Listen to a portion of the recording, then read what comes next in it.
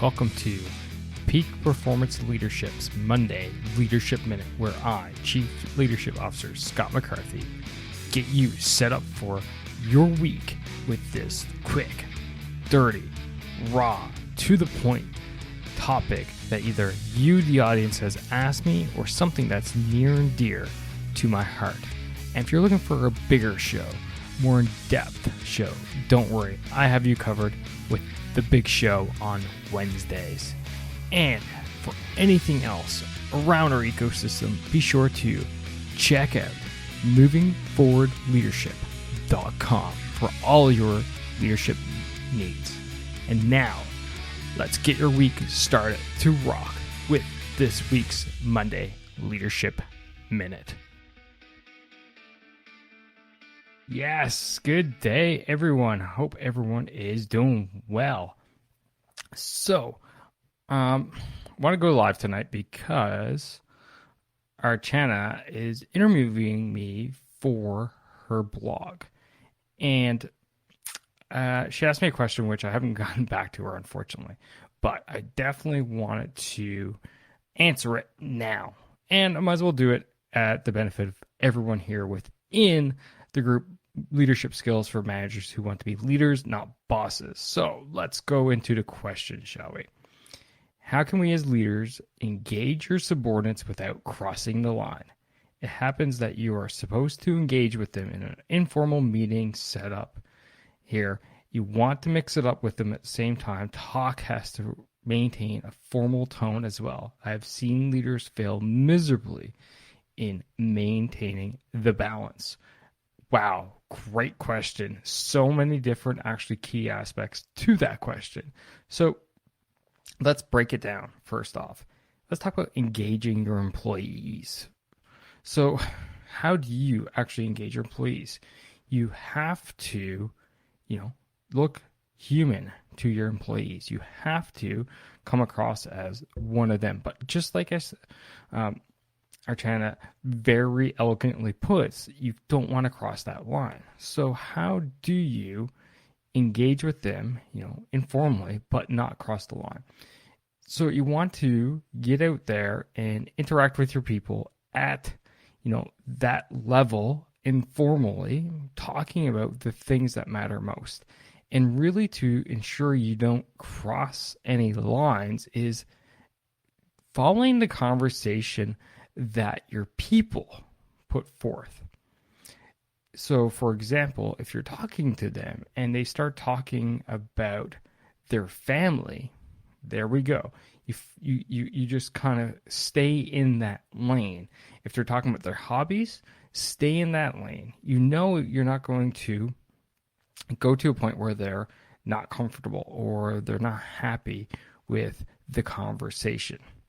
I would actually argue she mentions about informal settings and not crossing the line to formal. I think you can be as leaders be informal with your people. What you can't do is become one of their best friends, one of their buds, and act like one of them. So what do I mean?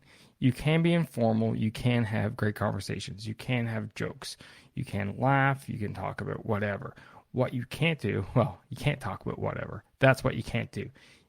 Stay away from things like sex, politics, money, religion.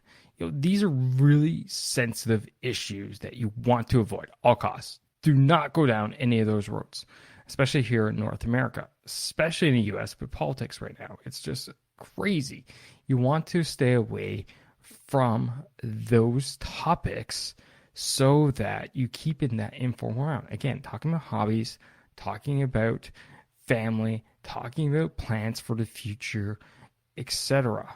are great places to keep the conversation, not going down those rabbit holes that you don't want. So you can, show a bit of character.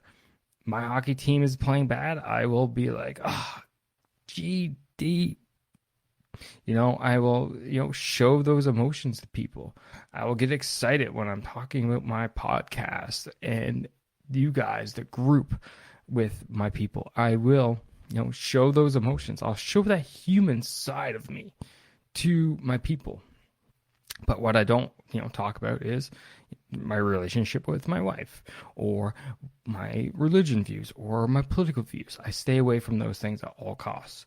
So that is really how you can get out there, engage with your people, but not really cross the line. So let's dive a little bit deeper in the engagement aspect, though. So how do you engage with your people? It requires you to get out and meet with your people. Now, again, this is obviously under the assumption that you're working at like an office building. But what if you're in a distributed area, working in a setting where everyone's working from home, for example, or your team is, in offices across your country or whatever? Then you need to get on the calls with them. And you need to do those things that you would do in the real world, but try to replicate it to the best of your ability in the virtual world. So having water cooler calls where people show up and it's not about work, but rather it's about whatever, was going on, last night, their hobbies, the sports, the plans for the future, plans for the weekend. It's Thursday. Great topic tomorrow. When I go into work, it's going to be about, hey, what's your plans for the weekend? And people are going to open up, down those lines of what they're comfortable with. Again, it keeps you in that lane, that professional lane that you want to stay in. So those are the types of activities that you need to do to engage with your people. If you're the type of boss, and this is what bosses do, who show up to work, they go and they put their briefcase down, they put their jacket down, they grab a cup of coffee, sit down and start hammering out emails. That is not going to engage your people. You are telling your people that you don't really care about them. It's just about the work. It's just about the bottom line. But the reality is, to get peak performance out of your organization, what you need to do is actually take the time to forget about the bottom line and focus on your people. And then they're going to be the ones who are going to turn around and hit that bottom line for you and drive it up, which means that peak performance is going to what? Go up. You're going to actually achieve the peak performance. So get out from your desk or go and make those calls. Call up your people randomly. If you're in a distributed setting, call them up randomly and check in on them. Okay? That is how you get engagement. All right. I think I've gone long enough on this topic. Archana, I hope this was beneficial to your post, and I hope that everyone gets something out of it. As always, ladies and gentlemen, it's a pleasure, it's an honor to serve you, and remember, lead, don't boss. Take care now.